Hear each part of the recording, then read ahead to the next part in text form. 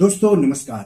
दोस्तों, आजकल चाहे बैंक बड़ा हो, चाहे बैंक छोटा हो, चाहे बैंक प्राइवेट हो, चाहे बैंक सरकारी हो, कोई भी लोगों के पैसे की सेफ्टी की गारंटी देने को तैयार नहीं है।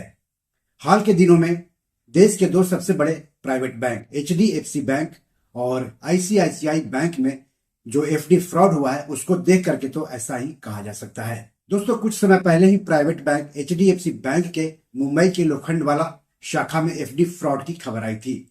इसमें बैंक की ही एक स्टाफ पर ग्राहक की एफडी को फ्रॉड करके ढका देने का आरोप लगा था और अब ऐसा ही मामला एक दूसरे बड़े प्राइवेट बैंक आईसीआईसीआई बैंक का सामने आया है।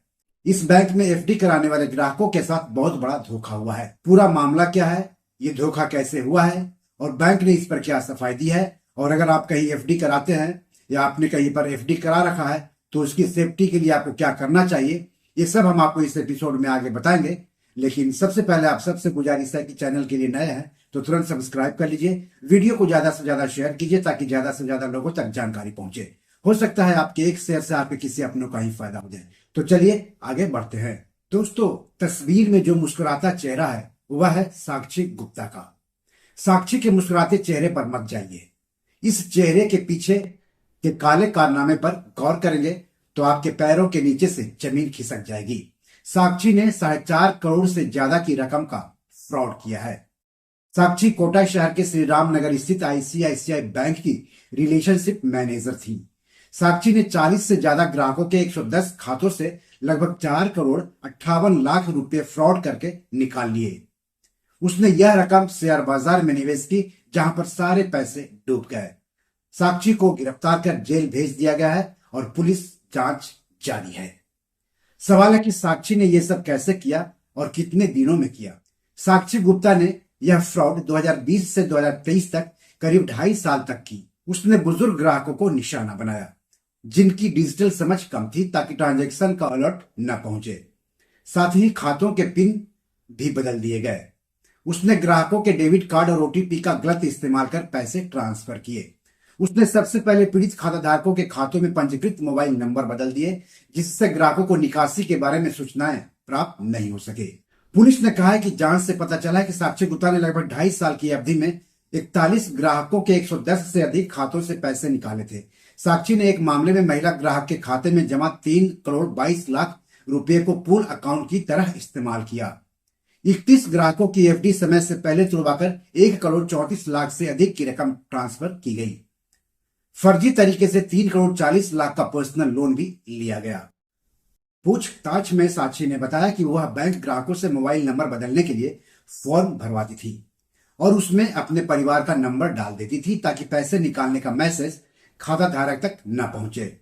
और जब खाता धारक तक पैसे निकालने का मैसेज ही नहीं जाएगा तो फिर पैसे निकालने की जानकारी खाता धारक को मिलेगी कैसे। साक्षी ने खाता धारक के खाते से पैसे भी निकाले और अपने परिवार के सदस्यों के खाते में ट्रांसफर भी कर दिए। तो जब भी आपके मोबाइल नंबर पर बैंक ट्रांजैक्शन से जुड़ी जानकारी आना बंद हो जाए तो अपने बैंक में जाकर के जरूर पता कर लें कि कोई गड़बड़ तो नहीं है। साक्षी की करतूत का पता चलते ही आईसीआईसीआई बैंक मैनेजर तरुण दाधिच की शिकायत पर मामला दर्ज किया गया। पुलिस ने 31 मई को आरोपी साक्षी गुप्ता को रावत भाटा के चारभुजा से गिरफ्तार भी किया गया। 1 दिन की रिमांड के बाद उसे जेल भेज दिया गया है। पुलिस अब यह जांच कर रही है कि इस घोटाले में और कौन कौन लोग शामिल थे। आईसीआईसीआई बैंक ने इस पूरे मामले पर सफाई भी दी है। साक्षी गुप्ता मामले को लेकर आईसीआईसीआई बैंक की काफी किरकिरी हो रही है। लोग इस बैंक में रखे अपने पैसों की सेफ्टी को लेकर चिंता जता रहे हैं। इसी बीच आईसीआईसीआई बैंक ने सोशल मीडिया एक्स, जो कि ट्विटर के नाम से जाना जाता था, पर सफाई दी है। बैंक ने कहा है कि हमारे ग्राहकों का हित हमारे लिए सर्वोपरि है। धोखाधड़ी गतिविधि का पता चलने पर तुरंत हमने पुलिस में एफआईआर दर्ज कराई। किसी भी धोखाधड़ी वाली गतिविधि के प्रति हमारी शून्य सहिष्णुता की नीति है और इस प्रकार इसमें शामिल कर्मचारी को निलंबित कर दिया गया है। हम आश्वस्त करना चाहेंगे कि प्रभावित ग्राहकों के वास्तविक दावों का निपटान कर दिया गया है। यानी जिनका पैसा फर्जीवाड़े तरीके से साक्षी गुप्ता ने निकाला था, उनका पैसा उनको वापस कर दिया गया है। आईसीआईसीआई बैंक ने जो सफाई दी है उसके मुताबिक आईसीआईसीआई बैंक कह रहा है कि प्रभावित ग्राहकों के वास्तविक दावों का निपटान कर दिया गया है। अगर आप प्रभावित ग्राहक हैं और इस वीडियो को देख रहे हैं तो कृपया कमेंट बॉक्स में जाकर जरूर बताएं कि क्या आपका पूरा पैसा आपको मिल गया है या फिर आईसीआईसीआई बैंक केवल अपने बचाव के लिए बयानबाजी कर रहा है। तो दोस्तों, आईसीआईसीआई बैंक के स्टाफ ने अपने ग्राहकों के साथ फ्रॉड करके पूरे बैंकिंग सिस्टम को कलंकित कर दिया है और बैंक में पैसों की सुरक्षा पर सवाल खड़े कर दिए हैं। इससे कई गंभीर सवाल उठ रहे हैं, जैसे करीब 2.5 साल से फ्रॉड चल रहा था, लेकिन बैंक के किसी अधिकारी की नजर उस फ्रॉड पर नहीं गई। ये हैरान करने वाली बात है। क्या आंतरिक ऑडिट हुआ था? सिस्टम ने बिना ध्यान दिए इतनी बड़ी निकासी कैसे होने दी? और इस मामले में कौन सहभागी या लापरवाह हो सकता है, इसका पता चलना चाहिए। ऐसे मामले को रोकने के लिए सख्त कानूनी कार्रवाई जरूरी है, न केवल व्यक्ति के खिलाफ बल्कि बैंकिंग निरीक्षण में प्रणालीगत खामियों को ठीक करने के लिए भी। ऐसे फ्रॉड को रोकने के लिए बैंक, आरबीआई या सरकार क्या कदम उठाती है, इस पर तो हमें नजर रखनी ही है, लेकिन ऐसे फ्रॉड से हम अपने पैसों को कैसे बचा सकते हैं, वह सोचना सबसे ज्यादा जरूरी है। यहाँ कुछ ऐसे स्टेप्स बता रहा हूं जिससे आप अपने पैसों को ऐसे फ्रॉड से बचा सकते हैं। पहला स्टेप है कि बड़ी राशि का स्टैंड अलोन एफडी कराइए, मतलब इसे किसी बचत खाता या चालू खाता से लिंक मत कराइए। दूसरा, केवल ईमेल आईडी और फोन नंबर अपडेट कराइए। तीसरा, मैच्योरिटी पर खाता बंद करने और पूरे पैसे निकालने वाली एफडी कराइए। मैच्योरिटी से पहले एफडी खाता बंद कराने या पैसे निकालने वाली एफडी मत कराइए। चौथा, एफडी को ऑटोमेटिक रिन्यूअल रखिए, यानी मैच्योरिटी के बाद एफडी अपने आप रिन्यू हो जाए, ऐसी एफडी कराइए। पांचवा, अगर ज्यादा रकम की एफडी है तो उस पर कुल रकम का 20% तक कर्ज ले लीजिए और उसे एलआईसी पेंशन प्लान या लंबे अवधि के बॉन्ड में निवेश कर दीजिए। इससे आपकी एफडी रकम ब्लॉक हो जाएगी और लोन चुकाने से पहले एफडी के पैसे की निकासी नहीं होगी। छठा, ओटीपी फ्रॉड से बचने के लिए no net banking on FD, no linking to savings या current account, no chequebook issue on FD, no phone banking, no debit या क्रेडिट कार्ड ऑन एफडी रखिए। केवल इतना कीजिए कि अगर आपको हर महीने एफडी का ब्याज लेना हो तो ब्याज के पैसे के लिए डिमांड ड्राफ्ट भरकर पैसा निकालें और ब्याज के पैसे को किसी दूसरे बैंक में जमा कर दें। सातवां, हर महीने का स्टेटमेंट जरूर लें। आठवां, वित्तीय लेनदेन के लिए आधार को अक्षम यानी डिसेबल कर दें। और नौवां, एफडी को हमेशा ज्वाइंट रखिए, यानी किसी अपने के साथ मिलकर एफडी खाता खुलवाइए।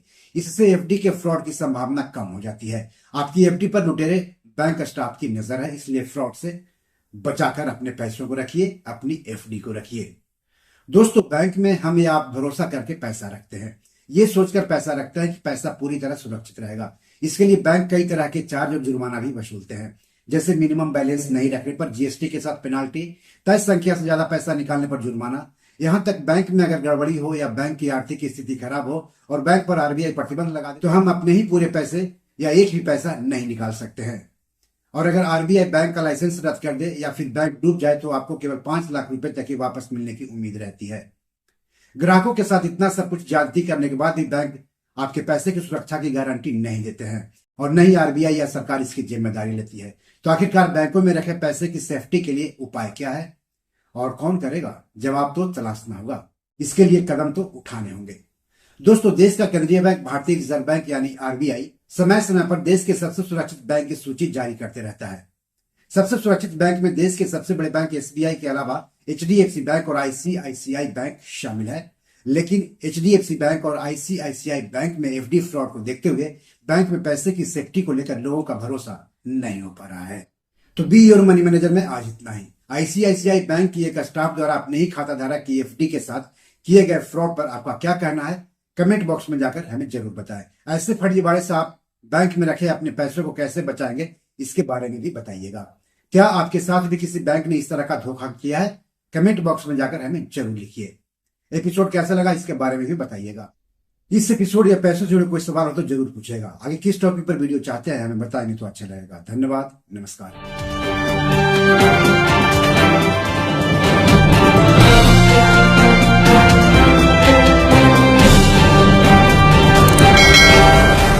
दोस्तों, ये मेरी 7 किताब है जो कि amazon.com पर पब्लिश है। आप इसे डाउनलोड करके पढ़ सकते हैं। इन किताबों के लिंक्स इस वीडियो के डिस्क्रिप्शन में दिए हुए हैं। इन 7 किताबों में से 5 किताब मनी मैनेजमेंट पर है, यानी पैसा निवेश करके अधिक पैसा कैसे कमाएं पर आधारित है।